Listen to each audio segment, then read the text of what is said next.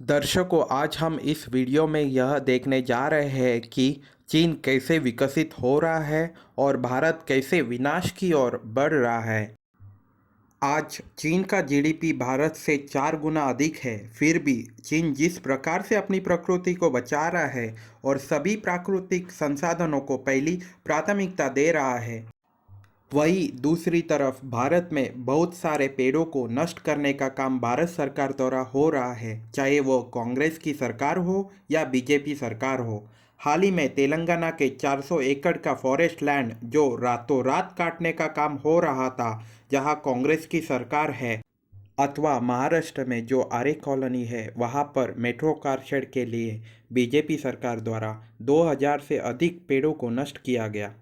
और अब निकोबार में 9 लाख पेड़ों की कटाई हो या मुंबई में कोस्टल रोड के वजह से 60,000 मैंग्रोव की कटिंग हो या मीरा भाईंदर के डोंगरी गांव में मेट्रो कार शेड के वजह से लगभग 20,000 पेड़ों को काटने का प्रस्ताव हो, अथवा महाराष्ट्र राज्य के कोकण तट में होने वाले बहुत सारे प्रकल्प हो, जैसे कि रत्नागिरी रिफाइनरी हो या नानार रिफाइनरी हो या रेडी गांव में होने वाली आयरन की माइनिंग हो या रेडी पोर्ट का होने वाला विस्तार हो। दर्शकों, इस कारण ना ही सिर्फ पर्यावरण पर परिणाम हो रहा है, बल्कि पिछले कुछ वर्षों से इसका मनुष्य के जीवन पर भी असर होना शुरू हो गया है। इसका सबसे अच्छा उदाहरण जो भारत में बढ़ता हुआ तापमान है या अचानक होने वाली बरसात है। हाल ही के कुछ रिपोर्ट्स में 2019 से 2022 वर्ष में लगभग 60 लाख पेड़ों को भारत देश में काटा गया है और 2015 से लेकर 2020 तक लगभग 7 लाख हेक्टेयर जंगलों को तबाह किया गया है। आज उसी कारण भारत देश में एक मनुष्य के लिए सिर्फ 28 पेड़ है, वहीं चीन में एक मनुष्य के लिए लगभग 100 पेड़ है। दर्शकों, ये चीन के कुछ वीडियोस और फोटोज़ हैं जहां आप देख सकते हो चीन की हर एक सड़क पर, चाहे वो हाईवे हो या लोकल सड़क हो अथवा राष्ट्रीय राजमार्ग हो, 10 से 15 फीट की दूरी पर आपको एक पेड़ ज़रूर नज़र आएगा। जी हाँ दर्शकों, पूरी चीन में आपको ऐसे दृश्य नज़र आएंगे, चाहे वो गांव हो या शहर हो अथवा स्मार्ट सिटी हो। शंघाई, बीजिंग, चोंचिन अथवा टांजिन जैसे बड़े शहरों में भी आपको ऐसे दृश्य नज़र आएंगे। आज चीन की हर एक सोसाइटी हो या कॉम्प्लेक्स हो या मोहल्ला हो, आपको कम से कम 50 पेड़ नज़र आएंगे। अभी कुछ लोग कहेंगे कि चीन में तो डेमोक्रेसी नहीं है और वन नेशन वन पार्टी है। जी हाँ दर्शकों, चीन में वन नेशन वन पार्टी होने के बावजूद आज चीन की सरकार किसानों को खेत बढ़ाने के हेतु पहली प्राथमिकता दे रही है। चाहे वह किसी भी प्रकार का विकास हो, चीन की सरकार किसानों को और प्राकृतिक संसाधनों को बढ़ाने में सभी प्रकार के प्रयास कर रही है। दर्शकों, हाल ही में एनडीटीवी और मिंट न्यूज़ चैनल्स ने कुछ वीडियोस पोस्ट किए हैं कैसे चीन की सरकार ने ग्लोबल वार्मिंग और हवा प्रदूषण पर सफलतापूर्वक नियंत्रण प्राप्त कर लिया है। इस वीडियोस के लिंक्स आपको डिस्क्रिप्शन बॉक्स में मिल जाएंगी। आज चीन में रेगिस्तानों को जंगलों में परिवर्तन किया जा रहा है। जो असंभव है वह चीन की सरकार और चीनी नागरिक संभव करके दिखा रहे हैं, चाहे वह नदी हो या पहाड़ी इलाकों पर हाईवे बनाना हो। और दूसरी तरफ भारत में सरकार छोटे छोटे गांवों को नष्ट कर रही है और गांव का शहर में परिवर्तन हो रहा है।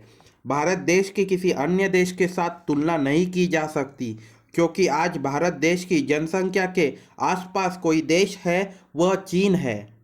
कनाडा जैसे विकसित देश में एक मनुष्य के लिए लगभग 9,000 पेड़ है। आज यह वीडियो हमारा देश अथवा भारत माता कमज़ोर है इसलिए नहीं है। आज भारत देश में होने वाली प्रकृति की हानि सिर्फ जीडीपी बढ़ाने के हेतु नहीं है, इसका मुख्य कारण भ्रष्टाचार भी है।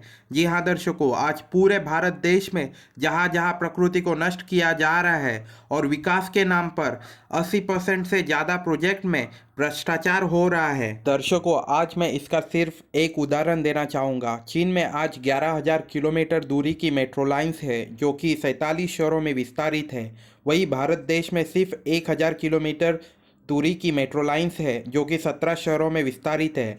यह कुछ दृश्य चीन के एक एक शहरों के हैं जहां मेट्रो लाइन्स का किस प्रकार से विस्तार हुआ है वह दिखाता है। वही भारत देश की आर्थिक राजधानी मुंबई में मेट्रो लाइन्स का विस्तार का एक दृश्य है जो कि 2008 से निर्माण का काम चालू हुआ था। यह दृश्य पिछले 17 वर्षों में कितना काम हुआ है वह दर्शाता है और यह चीन देश की शंघाई शहर का एक दृश्य है। वहीं दूसरी तरफ महाराष्ट्र सरकार मीरा भाईंदर के डोंगरी गांव में मेट्रो लाइन और कार शेड ले जा रही है। आज दुनिया में भारत एकमेव देश है जो गांव में मेट्रो ले जा रहा है। दर्शकों, गांव वालों का कहना है इसके कारण 20,000 से अधिक पेड़ नष्ट होने वाले हैं। यह नज़ारा डोंगरी गांव का है जहां महाराष्ट्र सरकार ने कारशेड निर्माण का प्रयोजन किया है। इस डोंगरी गांव के आसपास मोरवा गांव, राई विलेज, मुर्दा गांव और उत्तन जैसे गांव हैं जहां कुल मिलाकर सिर्फ 9,000 नागरिक रहते हैं। दर्शकों, चीन में दुनिया की सबसे लंबी मेट्रो लाइन्स है जो कि भारत देश से 10 गुना अधिक है। फिर भी चीन जैसे देश ने किसी गांव में मेट्रो लाइन और कारशेड नहीं पहुंचाई। दर्शकों, इस मेट्रो कारशेड प्रोजेक्ट का अनुमान मूल्य 250 से 300 करोड़ था जो राई गांव में बनने वाला था। अब यह डोंगरी गांव के पहाड़ पर आकर इस प्रोजेक्ट का मूल्य 3 गुना अधिक हो गया है। जहां इसे बनने के लिए 3 वर्ष का अवधि लगने वाला था, अब इसे बनने के लिए 5 वर्ष का अवधि लगने वाला है। दर्शकों, हमारे भारत देश में ऐसे महान अधिकारी हो या मंत्री हो या एमएलएस हो जो 20,000 पेड़ों की बलि देकर प्रोजेक्ट का मूल्य 3 गुना बढ़ाकर विकास कर रहे हैं।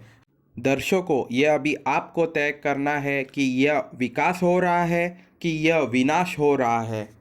आज भी मीरा भाईंदर में सुभाष चंद्र बोस मैदान जो कि मेट्रो का अंतिम स्टेशन था, वहाँ आसपास के इलाके में बहुत सारे विकल्प मौजूद हैं जिससे यह विनाश रुक सकता है। यह प्रोजेक्ट गांव में ले जाने का मुख्य हेतु गांवों को शहरों में परिवर्तन करना है, जिसके कारण चाहे वह महानगर पालिका हो, नगर रचना विभाग हो या महाराष्ट्र सरकार हो, जिनको जितने अधिक बिल्डिंग्स बनेगी उतना अधिक भ्रष्टाचार करने का मौका मिलेगा।